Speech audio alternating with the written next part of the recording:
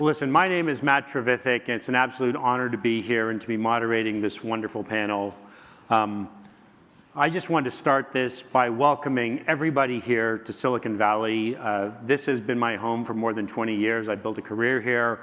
I've raised a family here. I absolutely love this place. But I also want to say that Silicon Valley is more than just a physical place. And for everyone joining us online, Silicon Valley is a state of mind. So if you believe that technology will help solve the world's ills, this is the place for you. If you have a healthy disregard for the impossible, this is the place for you. So we welcome you. But in the physical place here, it's about 50 kilometers long and about 10 kilometers wide. This is a view of one of my favorite places in Silicon Valley. It's on the Santa Cruz Mountains overlooking the whole valley. And it's amazing that this relatively small plot of land has the economy of a country and has a disproportionate impact on thought leadership for technology. So we couldn't be more thrilled to welcome you here, and thank you, Carl Page and the Anthropocene Institute, for choosing to host it here. And just so you know where we are, we're about right here. We're kind of closer to the bay, a little bit to the southern end of it, and so that just orients you. This is my 10th ICCF, and I'm very grateful for the organizers for letting me to have a few moments to speak and to really convene what's a pretty remarkable panel. What I love about this conference is the work is very important, and the people doing the work are just excellent people. And it's an international crowd. So this conference, as many people know, rotates between Europe, North America, and Asia. And it's just wonderful to see so many people come together. And now, having gone virtually, I think it's even expanded beyond there. Thank you, Hugh, for the shout out. I guess I'm more recently known as being the Google program manager that helped lead this reevaluation of cold fusion. And I'm delighted that one of our peer scientists, Thomas Schenkel, has joined the panel for us. This was an absolute delight to work on. It was really, we've learned a lot of things. The science was wonderful, but also the social aspects, I think, were equally wonderful. And at the peak, we had about 30 researchers working on this. And I believe this photo represents the future of this community. What you see here are a bunch of incredibly bright, enthusiastic, happy, successful early career scientists and engineers standing in front of my alma mater, MIT, and just really enjoying the exploration for something new. And it's these people who see climate change as the cause of their generation that are really going to solve the problems here, and we need to welcome them into this community. But I'd be remiss if this particular location didn't have a special place in that program. So that program was called the Charleston Project, after Charleston Road, which is the street in Mountain View that goes right by Google's headquarters and was the location of our first office. And so if any of you need to stretch your legs, I encourage you to walk up Shoreline about a kilometer. It's less than a 15-minute walk. And if you look left at Charleston Road, you will see Google's new headquarters, which is an architectural masterpiece. And if you were to turn right and go a couple blocks, you will visit the two-story tilt-up building, very typical of Silicon Valley architecture, where Project Charleston got its start. So we couldn't be more grateful to bring you right into the fold here. But enough about that. We're here to talk about fusion. Now, everyone in this room and attending online is probably already self-selected to realize that fusion is the ultimate energy source. It's called the holy grail of energy. It's just really difficult to tame on Earth. And therefore, the knock on fusion is that it's 30 years away and always will be. I want to spend the next few minutes convincing you that that is no longer true. So what happened last year in 2021 is that fusion suddenly became fashionable.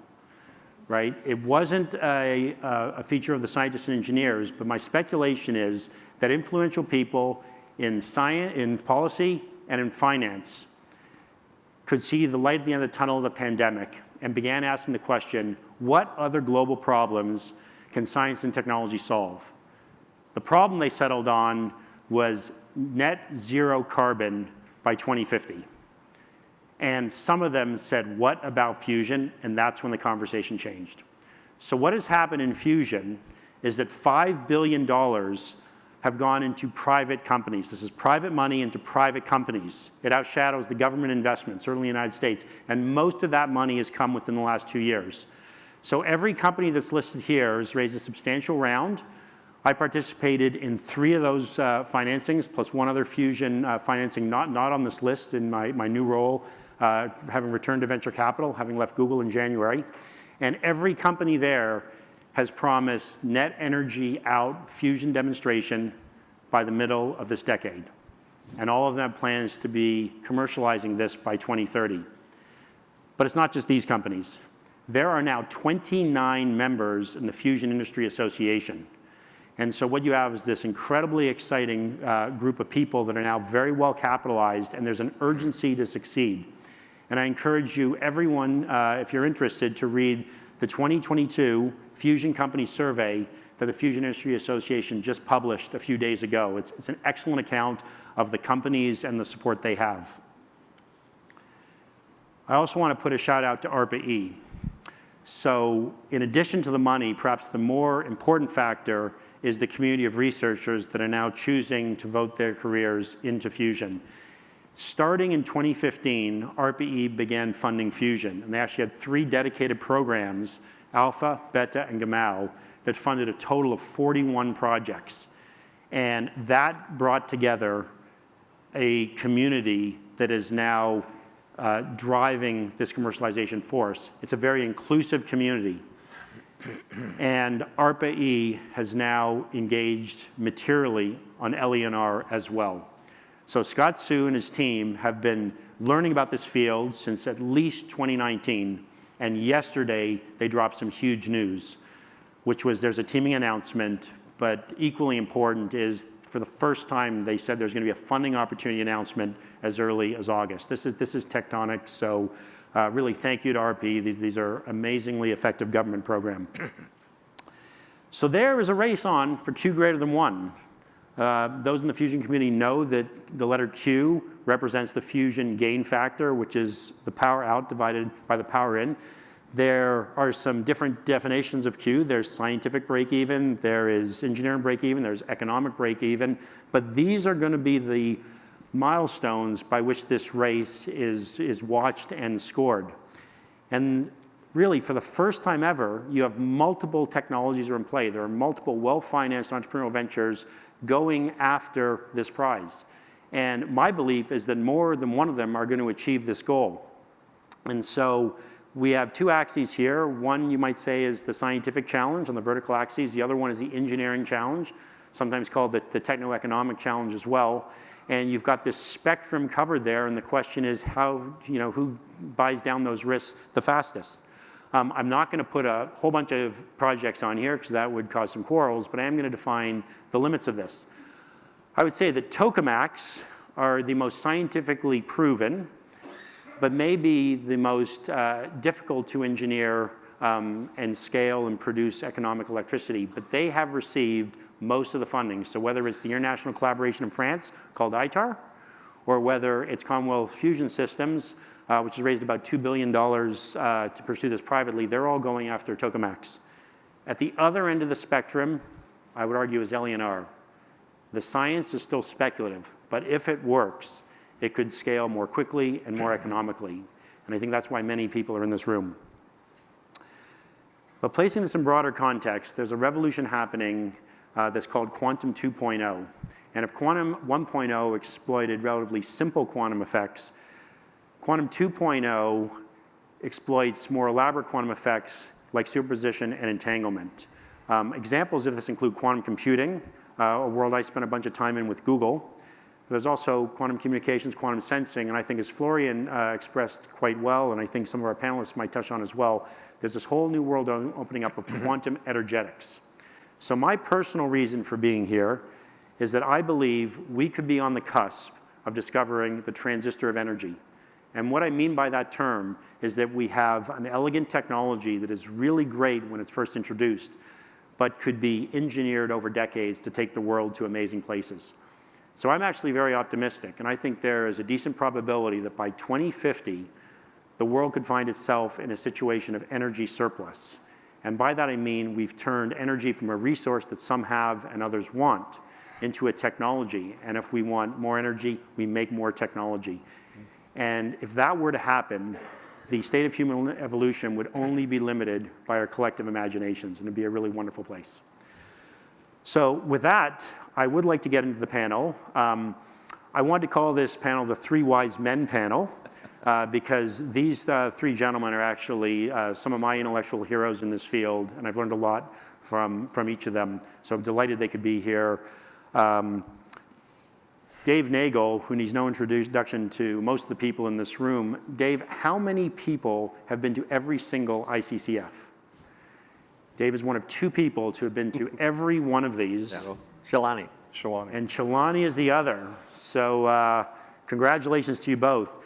So Dave did some seminal work leading the Naval Research Laboratories, work in this field. And he also has the distinction, I think, of being the only person to co-chair 2 ICCFs.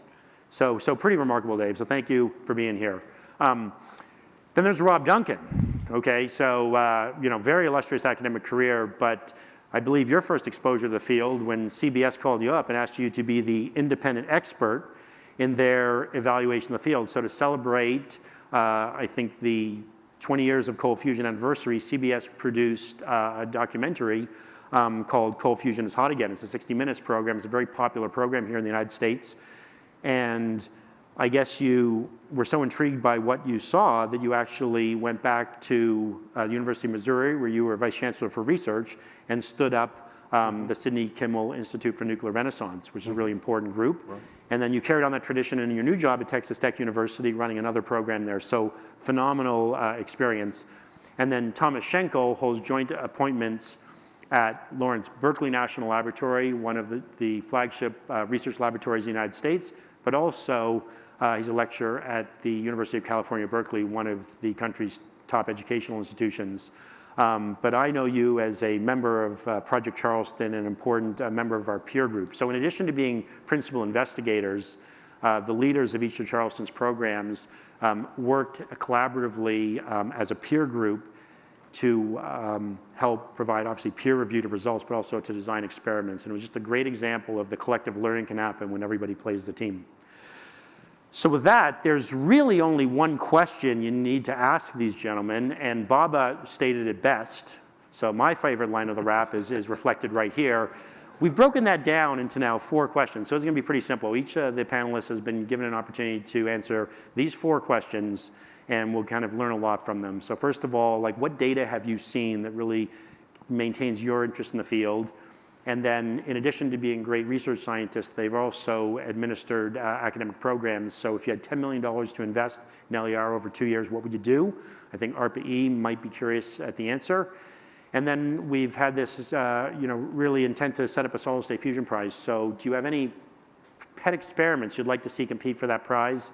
And finally, and I think it's a really important audience, but if you were given advice to an early career scientist or engineer, what would you tell them? And please make it a heartfelt answer as if it were a family member. So with that, I've spoken more than I intended to. Dave, would you please take it away? Yeah, thanks very much, Matt, for the question and also the opportunity to express my opinion on it. So the question is, why do I believe in this? Okay, and it started immediately in 1989 when I went to the patent office and read the Fleischmann-Pons patent application. There was great evidence of the thermal output of LER experiments in that. And I don't know, is the slide going to show up next? I'm just waiting for your cue. Thank you. So a few years later, this data came from Osaka University. Rada and Zhang showed a plot of the excess power above the input electric power versus time. You see 2,400 hours, 100 days. And the level bounced around a lot. It wasn't controllable, but nevertheless, they were getting several watts out for an extended period of time. So you see the DS cathode on this slide. What does that stand for? Double structure cathode. They had a hollow cathode of palladium filled with palladium black, palladium powder, and it was a remarkably shrewd experiment, and it produced very, very good results. So I was already on board because of the Fleischmann-Pons results, and then this data came along, okay, a few years later, and there was a steady addition of data over the years. The next one I'll show was about 15 years later, It was from the Naval Research Lab. I know the people, they're careful. I know the instrument, I bought it for them. Okay, so this is a plot of excess power vertically and the time horizontally. And you see it sometimes, the power gain was as much as 40x. Okay, now to put this in context, many of you probably know that the goal of ITER, over $20 billion over 20 years, is a power gain of 10. Okay, so we're already well beyond that in this field. Is the experiment reproducible? Not totally. Is it understood? No, but nevertheless, in a very solid experiment, a high gain has been shown. So we have very, very strong data. Now, if I had more time, and I'll stop in a moment, I would show you some transmutation data. Really robust data on the production of tritium, the production of helium. Ed Storms, somewhere in the room here, he studied 16 papers in which both heat and helium were measured, and they correlate. Okay? So we have what I consider to be an absolutely bulletproof set of experimental data taken by competent people with good instruments, good procedures, calibrations, tests, everything that's needed in order to demonstrate A, the reality, and B, the promise of LENR. Thank you, sir. Thank you, Dave. Rob, over to you. So I came into this field late. In 2007, I was contacted by CBS. I remember when Sam Hornblower called me and said he was an investigative reporter, I said, I'm going to need to call you back at the published number for CBS in New York, you know, an investigative reporter named Hornblower. But at any rate, the thing was, he was really excellent. I'd say the CBS team was outstanding in their objectivity as journalists. And they asked me to look into this company, Energetics Technologies, results in Israel, in Omer, Israel. And this really struck me. As a thermophysicist trained in quantum fluids, it was fascinating to see this level of power output compared to power in. The bottom line is 40 kilojoules were put in over this multi-hour, 14-hour period.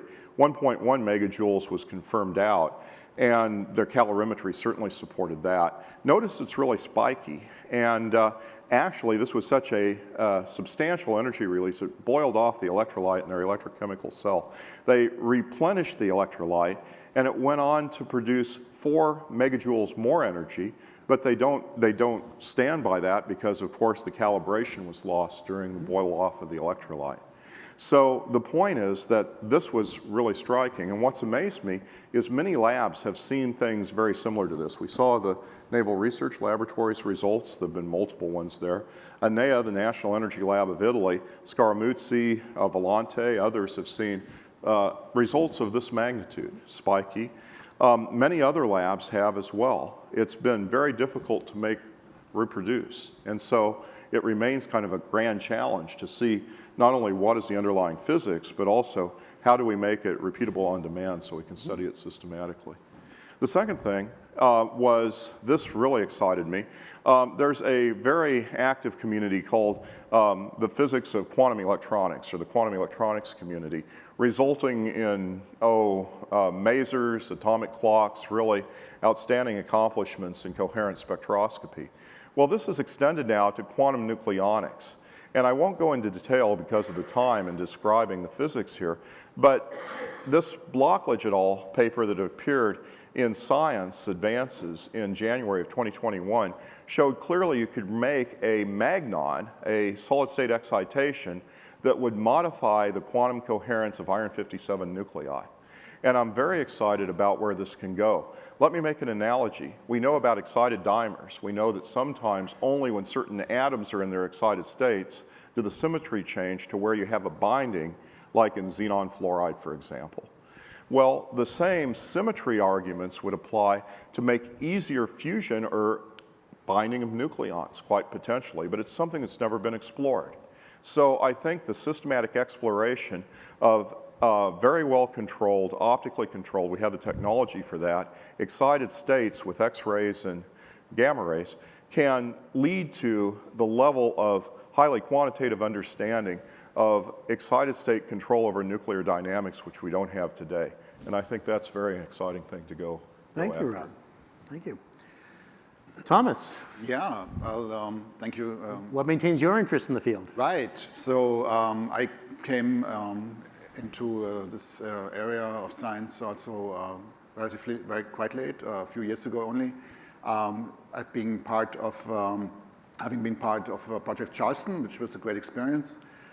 In part because it created, Matt and his colleagues were able to create an environment where people were talking and discussing, and it led to a certain vibrancy, and which was very attractive, and led to some really nice results. The experiment we did at Berkeley Lab, shown in the photo, had to do with forming a plasma and extracting ions from the plasma that then loaded and induced fusion reactions in a palladium foil. And in the data, we observed then the reaction rates in the DD fusion in the neutron channel as a function of energy to relatively low energy, about keV or so in center of mass, which is relatively low. And the data were not particularly high signal to noise at the lowest energies, but nonetheless, we discussed the errors and error sources and found that the apparent electron screening potentials that are needed to correct for the reaction energy are much higher than expected from theory. This is an implementation of an experiment that has been done in different variants in other laboratories over the years. And our electron screening potential corrections are more or less consistent with earlier findings. This is interesting to me because the question of controlling electron screening is of long standing in the scientific community, or the fact of those corrections and how they apply in different scenarios is actually a mainstream scientific topic, and now it maps here to the question: can we hack it potentially with new materials and with new triggers or control vectors, and that could lead to then enhanced reaction rates and so forth. And I approach this as a scientific challenge, and as such, I remain engaged. That last statement was really important. So having had the opportunity to work in LENR for a number of years, you and many of the other peers have chosen to remain engaged. So yeah. It's a problem you can't quit. Well, you know, as a scientist, I mean, I guess I'm attracted to problems, but that might be a character flaw. But we're also attracted to solutions, or we like to make that connection, and maybe the connection is not obvious, but clearly, as this is preaching to the choir, obviously, if you can understand this better, it will very likely lead to impactful things. Yeah. Certainly good work. I get asked why I'm still working and why I'm working in LENR, and the answer is simple. It's my favorite drug. All right, Rob, I'm going to bring it back to you. This is something you've had recent experience with, but if you had $10 million over 2 years to invest in LENR, what would you do? Absolutely. I think, first of all, we've heard about similar investments, as you've mentioned, at this level. And I must say that I think the structure that Scott mentioned yesterday and that we've heard as a possible prize definition are right on. And I think one of the most important is to have a highly professional validation process. And when I say that, I would say that of the money invested for the validators, to encourage them to push fundamental metrology further in their process of evaluation, to take a highly professional, don't rely upon store-bought, technologies, push the edge of that measurement technology as you go for the validation. I think that's really important because it's, it ain't what you don't know, it's what you think you know that just ain't so that's going to hold you back for so many years, okay? So having absolutely reliable metrology, something our lab's been very dedicated to, is critically important, and I'm sure the same is true for our theoretical counterparts as well and their techniques. But, being an experimentalist, I'm more familiar with that. So I would do very much what's been proposed. I'd define a prize. I wouldn't try to pick winners and losers. I'd make a level playing field. I'd give the community the necessary tools to be able to be very definitive and not waste time chasing systematics of the measurement system. And then I would let the winners pick themselves. I'd let the winners emerge and compete for the prize. Outstanding and wonderful structure. Wonderful. So in case you're wondering why the number 10 million in 2 years are put out there, that was the original scope of the Google program, so that's a very real example. And it's also about what the European Union is investing in LENR research as well. So I think this is a really practical amount of money that could be deployed, so a really useful question. Thomas, Yeah. if you had 10 million, what would you do? Right. So in the larger framing, I would say what this field needs is normal science.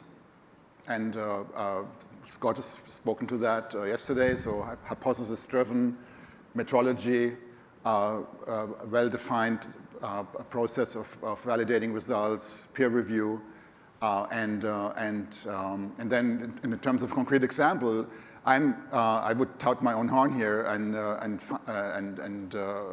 we have, based on the Google-funded research, that opened up new questions. Can we control tunneling processes in new ways? Can we understand branching ratios at lower reaction energies? And can we enhance reaction rates using analogs to what's been shown maybe in chemical reactions and transfer that into the nuclear space with new kind of excitation sources? So I think there's a rich field of normal science that can be and 10 million is, of course, it's relative, so you can do a lot with that. And I think there could be a portfolio of normal science projects, including also theory and modeling, of course. That's an important component. Yeah. Excellent. Dave, you've been thinking about this question longer than any of us. What would you do? Well, I'd set up a program, the goal of which is a reproducible experiment. Okay, something that could be done at various places by various people. And the requirement would be to use modern tools. I'm thinking especially of synchrotron radiation. There have been only a few instances in this field where synchrotron radiation has been brought to bear. So you can study in situ, dynamically, during an experiment, both the structure and the composition of materials. Now, do I have a favorite candidate? Of course I do. Okay? And it is an electromigration experiment. Now, most of you probably know about that, but for those of you who don't, imagine a thin wire, palladium wire, that's loaded with deuterons. And if you send a current along it, the deuterons get herded toward the same direction as the electrons go. Now you say, wait a minute, that's the positive end of the wire. How is it that the positive charges can go to the positive end? Well, the answer is the flow of the deuterons transfers momentum, and it shepherds the deuterons along the wire. So what does that do? It does two things. One is it increases the concentration. Why is the concentration important? LENR goes as the square of the concentration of the deuterons, from basic principles and also from the experiments done by Mukubri and Kunimatsu. Well, what else do you get? You get interactions between deuterons. Now, let's see, if you're going to have reactions, you need interactions. If you're going to have interactions, you need motion. So the flow of the deuterons induced by the collisions with the moving electrons gives you two good things: higher concentrations and interactions, both of which favor the production of LENR. So there have been several electromigration experiments in the field. I'll point to Chelani. His group has done many of those with great effect. There have been others as well. I won't recite those. But the point is that I would seek a reproducible experiment based on electromigration. Wonderful. So we're going to move to the third question now. We heard talk from Peter Diamandis and Carl Page yesterday about a solid-state fusion prize. Very exciting. And so I'm going to ask you, each of you, to tell us about your favorite experiment. It could be something you have cooking in your own labs. It could be something you're curious about in the field. But if the draw of a prize comes available, what would you like to see there? So Thomas, you already kind of tipped your hand a little bit, so I want to start with you first. Yeah, it's great to have such a motivator. Can mobilize a lot of momentum, and that experiment. My favorite experiment is the experiments that I've been working on. Sorry, hey, they have to. They better be. Yeah, Right. I mean, right. Right. And so, acting on tunnel barriers in metal hydrides, exploring stoichiometry of those. Can we push the loading? A lot of the playbook from Project Charleston, actually, of like looking at extreme corners of the phase diagram, hydrogen loading, and then trying to tickle that. Can we act on that tunnel barrier in new clever ways and enhance fusion rates? And then combine that with engaged theorists and modeling efforts, and pack the lab with advanced nuclear diagnostics, where there's a whole context of excellence there from dark matter searches, from rare event searches, where we can that we can connect to and do the most complete characterization that we can afford, and that would be I think that would lead to good things in advancing our fundamental understanding and potentially identifying vectors for optimization. Yeah, Thomas, what I've always appreciated that your lab did is it took kind of the rates of fusion and stretched that data set into places that were really hard to find, the lower energy end of the spectrum, where data was sparse and the error bars were large, right? And after you build the first apparatus, what do you realize? You can build a better one to even go there. So I really like how you've taken a methodical approach that contributes to the science of nuclear physics at the low energy scale. Allow me a remark to that. So let me give a shout out to some of our colleagues, like Professor Konarczewski and others, but also in particular in his lab, they've really pushed the envelope in advancing that approach to lower energies and more precise characterization. And we really need that context of a community to advance. Yes. All right, Dave, you've already given us one example. What's your second favorite experiment to run? Well, I'm actually going to play to what I already said. Okay. In 1996, Giuliano Preparata reported the results of an electromigration experiment. So ordinarily you have a cathode, think of a rod surrounded by an anode. He and his colleagues reversed it. They had the anode in the center, and then a 2.5 meter long cathode wire, 25 microns thick, so about 4 times the diameter of a human hair, for those who still use that as a reference. So they did the experiment, and they got tens of watts of excess power, and you divide the LENR power by the volume of the wire, and you get 50 kilowatts per cubic centimeter. 50 kilowatts per cubic centimeter. Compare that with a smaller value in a fission fuel rod, okay, in terms of kilowatts per cubic centimeter. So that experiment has screamed at me over the years to redo it, and that's the one that I think is worth focusing on for this.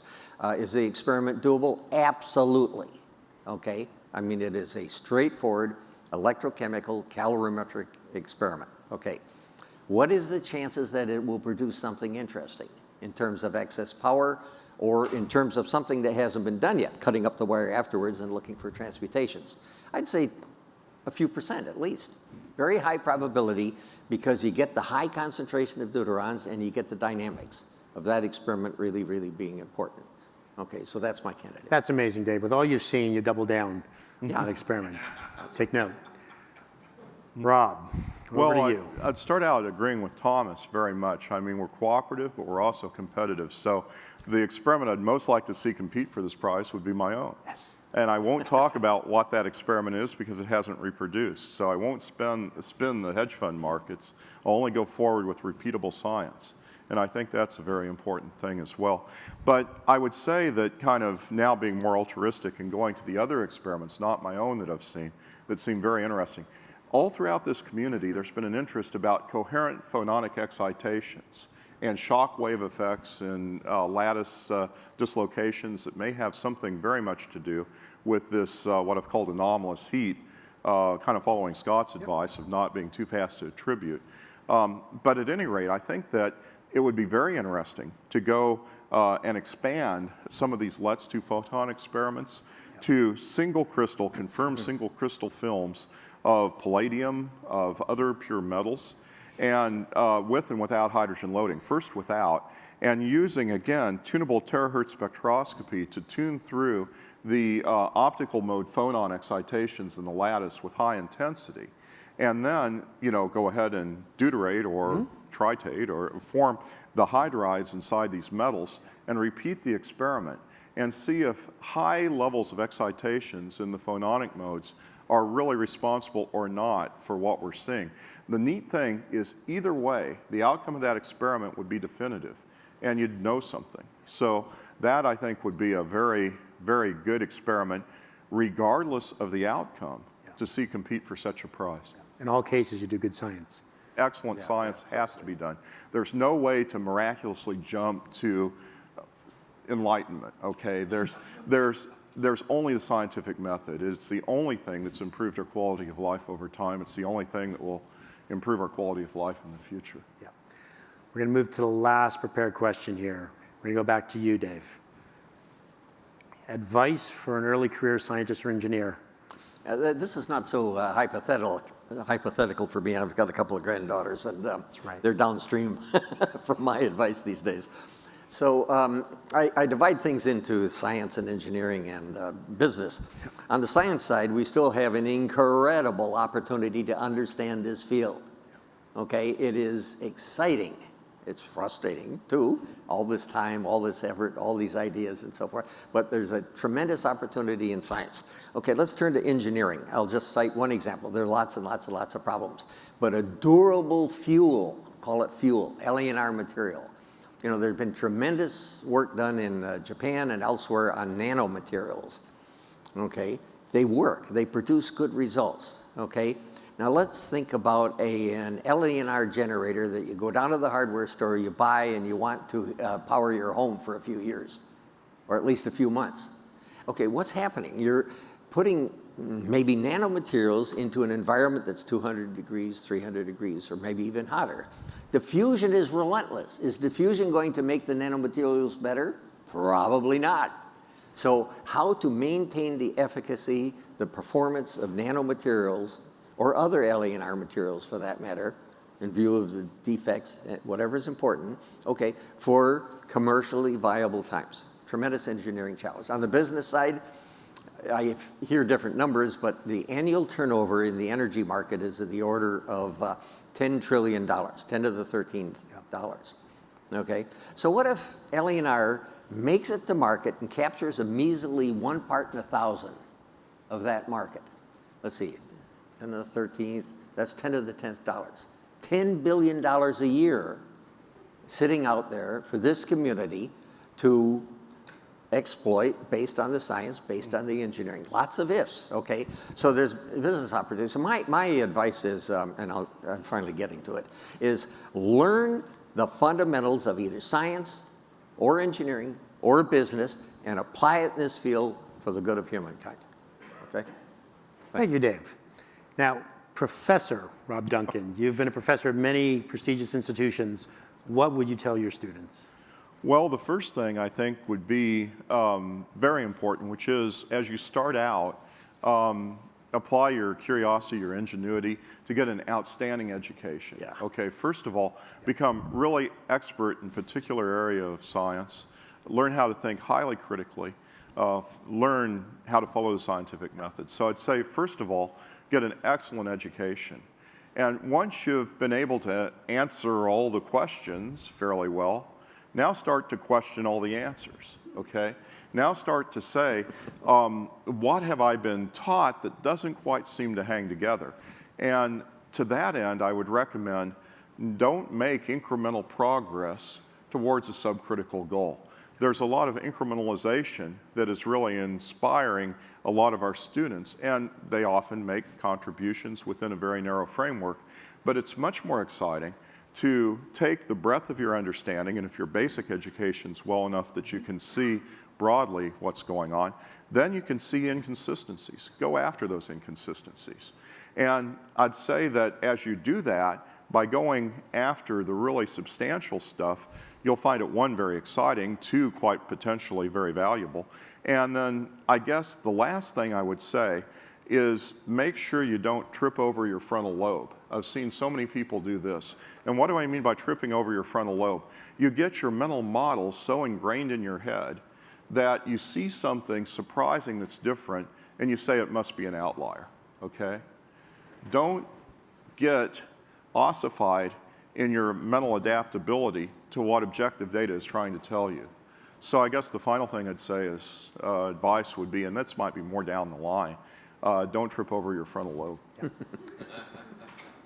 All right, so Thomas, you get to bring us home here. Yeah. The national laboratories are a wonderful finishing school for so many PhD scientists. You did a postdoc at Lawrence Livermore National Laboratories. You host many postdoctoral fellows at Berkeley too. So what do you tell them? Right.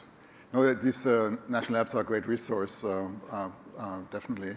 That's a hard act to follow. Well said. So And you. I'll be a little.